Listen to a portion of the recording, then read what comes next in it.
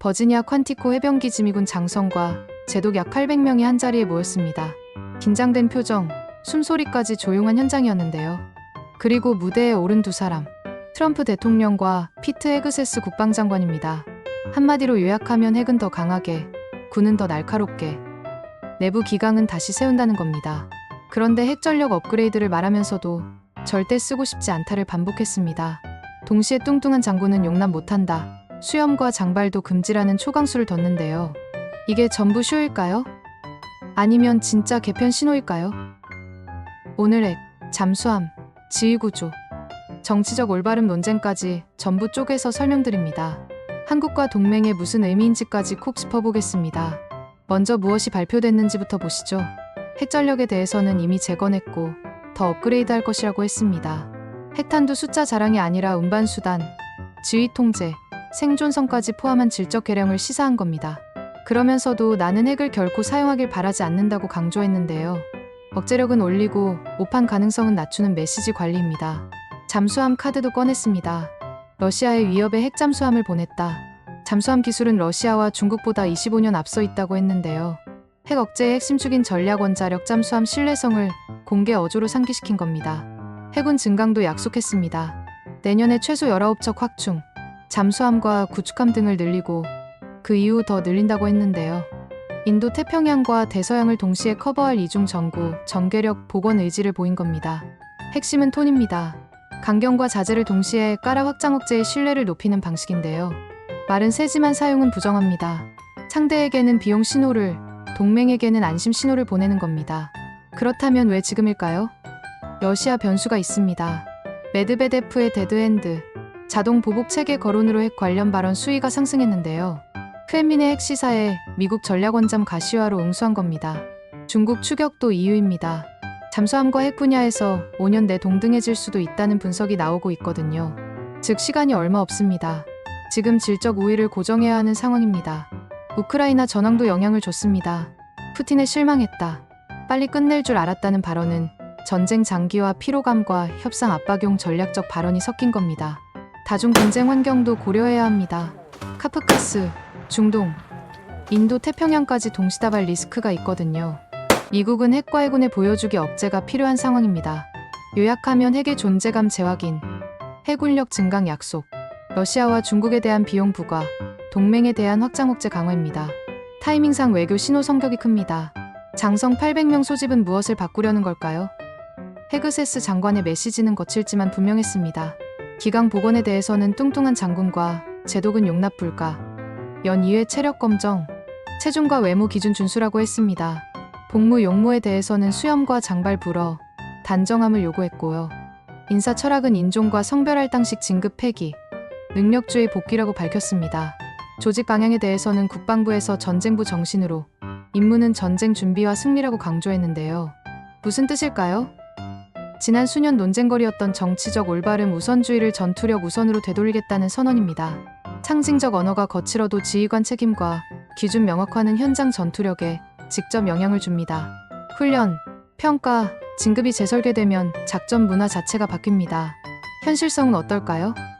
예산 측면에서 보면 1조 달러 이상이라는 큰 말을 했지만 실제 반영은 의회가 결정합니다. 다만 핵과 해군 개발과 양산은 초당적 지지가 있는 편입니다. 콜롬비아급 전략원잠, 버지니아급 공격원잠, 차세대 대륙간 탄도미사일 센티널 등은 이미 궤도에 올라 있고요. 인사와 평가 기준은 어떨까요? 체력, 용무, 다양성, 형평성, 포용성 축소는 내규 변경으로 속도감 있게 가능합니다. 그러나 법과 예산이 얽히면 조정이 필요하고요. 명칭 변경, 즉 전쟁부로의 변경은 법률 개정 사안입니다. 상징적 드라이브일 가능성이 큰데요. 핵심은 임무 우선순위 전환이지 간판 교체가 아닙니다. 즉 핵과 함대는 돈과 시간이 필요하고 기강은 즉시 효과가 나타날 수 있습니다.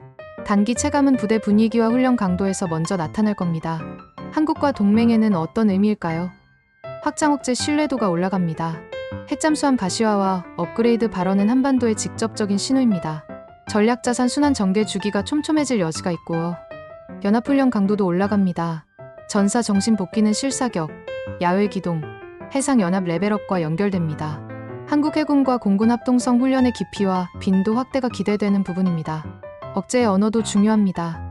강하지만 쓰지 않겠다는 프레임은 위기 관리 신뢰를 높입니다. 한국 입장에선 레드라인 명확화와 대화 여지를 모두 확보하는 셈이고요. 북한 변수도 고려해야 합니다. 전략자산 노출 빈도가 올라갈수록 북한은 미사일 발사와 핵 관련 발언으로 반응할 가능성이 있습니다. 그러나 미국 측 톤이 억제와 관리에 초점이면 군사충돌 위험은 낮아집니다.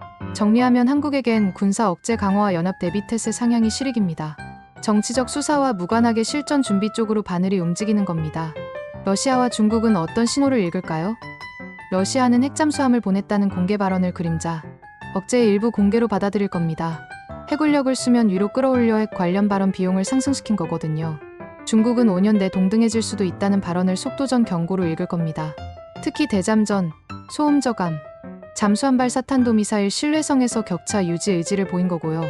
남중국해와 서태평양에서 항모대 잠수함의 개임을 잠수함 우위로 만들겠다는 뜻입니다. 전장 시나리오는 보여주기보다 분산, 생존, 제공격성을 올리는 쪽입니다. 위성, 사이버, 지휘 통제도 병행 업그레이드 될 가능성이 크고요.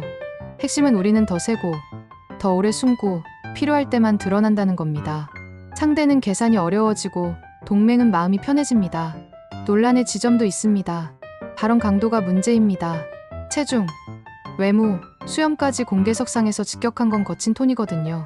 차기 관리와 능력 있는 인재의 이탈 우려 지적도 존재합니다. 다양성, 형평성, 포용성 축소도 논란입니다. 기준 강화의 명분 아래 차별 논란이 재점화될 가능성이 있는데요.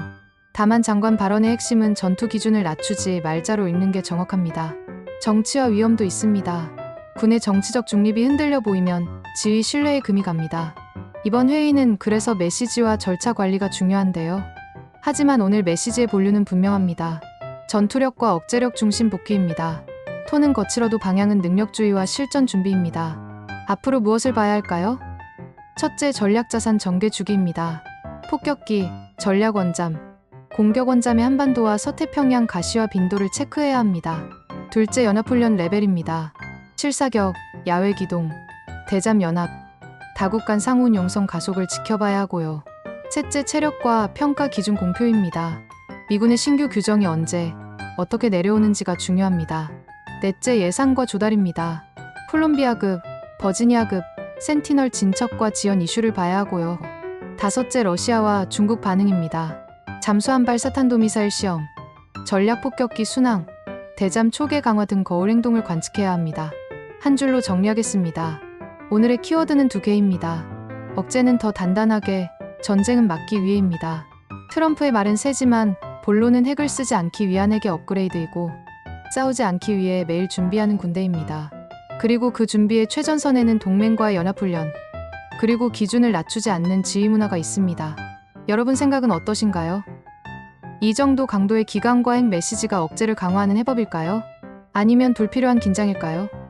한국 안보에는 어떤 점이 가장 중요하다고 보시는지 댓글로 남겨주세요.